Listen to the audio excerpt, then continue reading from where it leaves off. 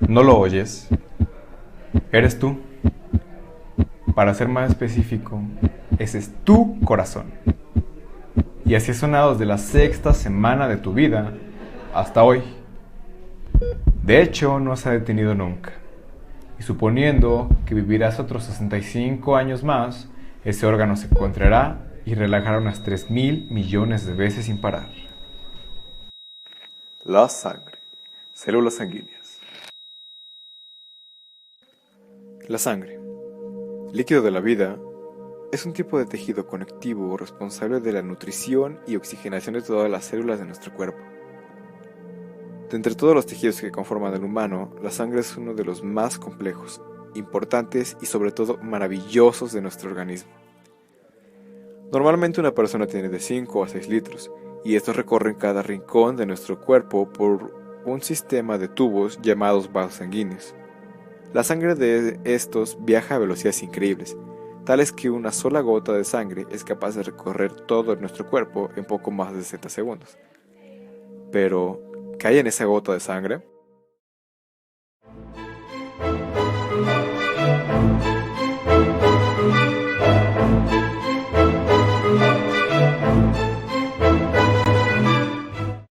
Pues la sangre, como todo tejido, está compuesto de células. Además de eso, tiene una sustancia conocida como plasma. Esta se encarga de darle su consistencia líquida y dentro de él podemos encontrar los siguientes componentes. Principalmente está formado por agua en un porcentaje de 92%. Los iones, que son básicamente sales, como son el calcio, magnesio, sodio, potasio y hierro, así como las proteínas, siendo la hemoglobina la más importante y abundante de nuestro cuerpo. Por su parte, la albúmina tiene una acción transportadora principalmente para las hormonas que son producidas por las glándulas. En el plasma podemos encontrar carbohidratos, siendo la glucosa el más importante, cuya función es proveer de energía a las demás células, así como vitaminas, lípidos y hormonas. Las células, elementos formes de la sangre, son los famosos glóbulos rojos, mejor conocidos como eritrocitos o hematíes, cuya función es la del transporte de gases, que contiene la hemoglobina, la cual le da característico color rojo. Los glóbulos blancos o leucocitos son los encargados de la protección del organismo frente a agentes extraños. Estos se dividen en dos, granulocitos y agranulocitos, siendo estos últimos los que carecen de gránulos. Los agranulocitos son los linfocitos y monocitos. Los granulocitos son los eosinófilos, basófilos y neutrófilos. Las plaquetas son aquellas que detienen las hemorragias frente a la ruptura de un vaso sanguíneo, siendo estas el principal factor de la hemostasia. Ahora que ya sabes esto, podemos hablar con mayor certeza de cómo se divide la sangre. Como ya habíamos mencionado con anterioridad, la sangre está compuesta por plasma y elementos formes que los dividiremos en sangre y leucocitos. Suponiendo que los valores normales son 55% para plasma, 2% leucocitos y 43% sangre. Existen algunas alteraciones en esta división. A un aumento de elementos formes se le denomina hemoconcentración, y este es debido a la hipoxia, o sea, a la falta de oxígeno. Y a una disminución de elementos le llamamos anemia, debido al mal funcionamiento del riñón e hígado, ya sea por una insuficiencia renal o una cirrosis hepática. Ahora que sabemos qué es la sangre, podemos preguntarnos, ¿de dónde viene? Podemos estudiar su origen desde los primeros hasta los últimos momentos de vida, siendo los primeros los instantes de más cambios en los órganos en este proceso tan importante.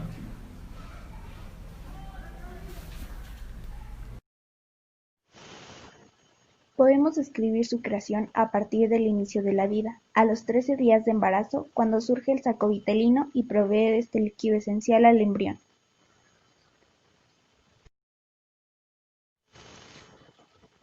Hasta que en el final del primer mes de embarazo, el hígado aparece como un tejido dentro del embrión que poco a poco se desarrolla hasta llegar a lo que hoy conocemos como órgano hematopoyético.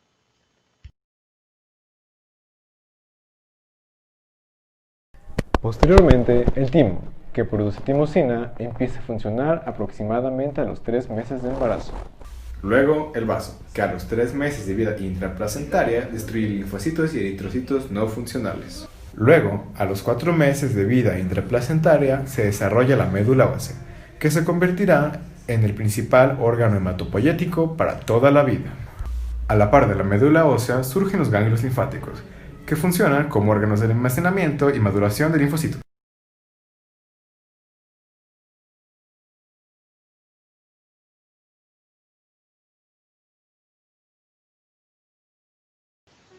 Eritrocitos, también llamados glóbulos rojos o hematíes. Es una célula nucleada.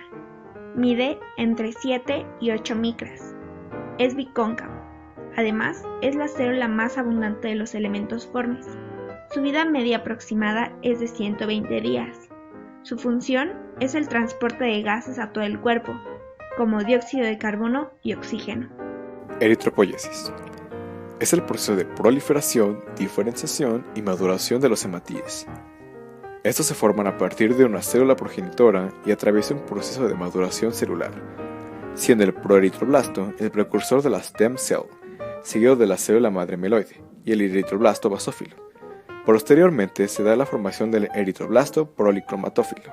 A continuación, el dermoblasto, seguido del reticulocito y finalmente el eritrocito. Sus valores normales son de 5 millones por milímetro cúbico. Un aumento a esta cantidad se le denomina eritrocitosis y una disminución, anemia. Los glóbulos rojos pueden presentar alteraciones en su forma y tamaño ocasionado por deformaciones en su membrana celular. Se le denomina anisocitosis cuando hay variedad de tamaños encontrados en los eritrocitos. Aquí podemos observar macrocitos y microcitos. También podemos encontrar gran variedad de formas, conocido como poiquilocitosis. La membrana celular de los eritrocitos tiene la función de darle forma y conservar esta para así evitar la deformación permanente, es decir, volverlo flexible. Lo anterior con la finalidad de otorgarle libre tránsito por los vasos capilares. Esto lo consigue gracias a un grupo de proteínas denominadas periféricas, en las que se encuentran lactina, espectina y BANA4. El otro grupo de proteínas son las integrales, encargadas del antígeno y la diferenciación en los grupos sanguíneos. Estas son la glicoforina y BANA3. Como ya habíamos mencionado, un linfocito es un tipo de granulocito que tiene la función de defendernos de enfermedades virales principalmente. Su maduración, a diferencia de la mayoría de las células sanguíneas, su predecesora primaria se especializa en su propio tipo de tejido desde la médula ósea roja. A partir de ahí comienza el proceso de diferenciación entre sus propios tipos, comenzando por el linfoblasto, el cual es de un tamaño medio y posee un par de nucleolos. Sigue el prolinfocito. Este solo tiene un único nucleolo que lo caracteriza. Finalmente llegamos al linfocito. Ahora, hay varios tipos de linfocitos, ya que estos terminan sus procesos de maduración en órganos diferentes a la médula ósea.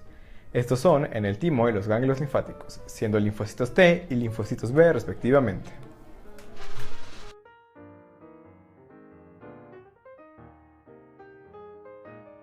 Los monocitos forman parte del grupo de leucocitos, que a su vez integran a los agranulocitos, es decir, glóbulos blancos que carecen de gránulo específico.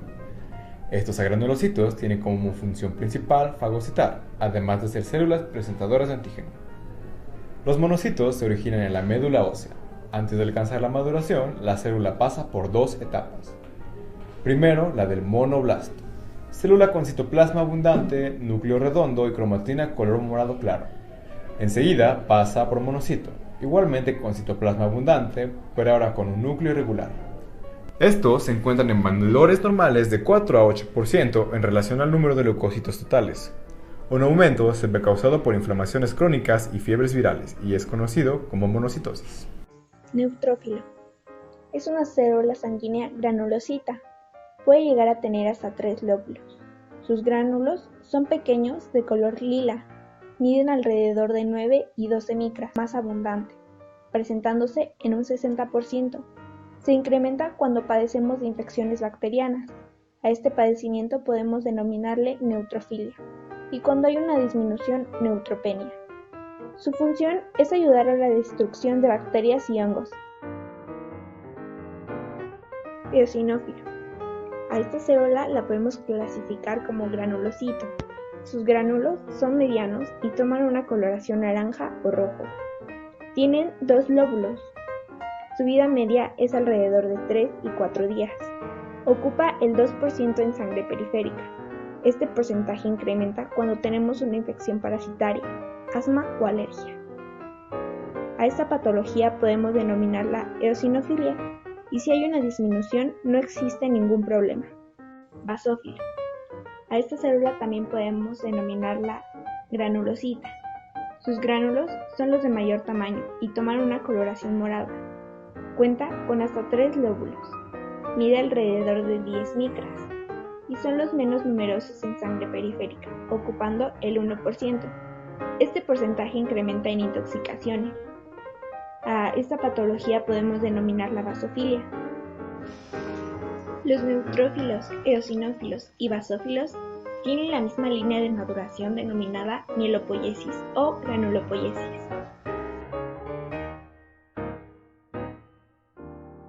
Megacariopoiesis. Un megacariocito es una célula previa al estado de plaqueta. Todo inicia con el megacarioblasta, el cual posee un núcleo que ocupa la mayor parte de su citoplasma. Da lugar al megacariocito, el cual divide su núcleo varias veces. Finalmente, el megacariocito maduro. Posee gránulos que se liberarán a circulación y formarán las plaquetas. La cantidad común en el total de leucocitos es de 150.000 a 400.000 por milímetro cúbico. Si el número excede, nos encontramos con una trombocitosis. Si por el contrario disminuye, será una trombocitopenia.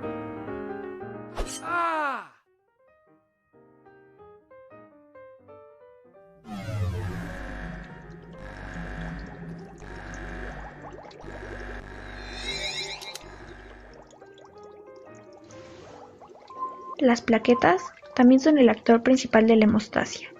La hemostasia es el conjunto de mecanismos para detener los procesos hemorrágicos, o sea, impedir que la sangre salga del vaso sanguíneo o tejido por medio de los trombocitos y factores de coagulación. La primera fase consiste en la agregación y adhesión plaquetaria.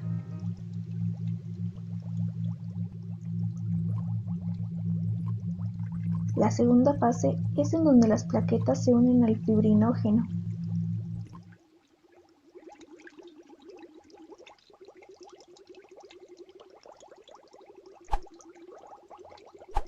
El fibrinógeno al mismo tiempo atrae a los factores de coagulación. Estos factores de coagulación transforman el fibrinógeno en polímeros de fibrina, terminando así la tercera fase.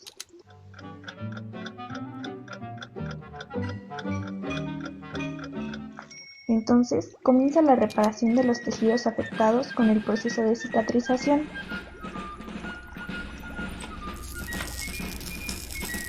A partir de ahí se produce la desintegración del coágulo sanguíneo.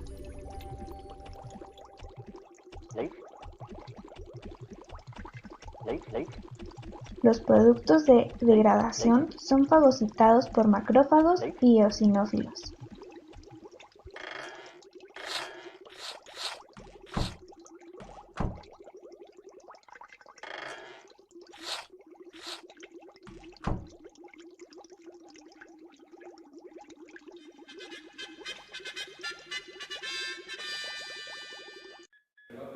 Hoy hemos conocido a la sangre y su maravillosa función dentro de nuestro organismo.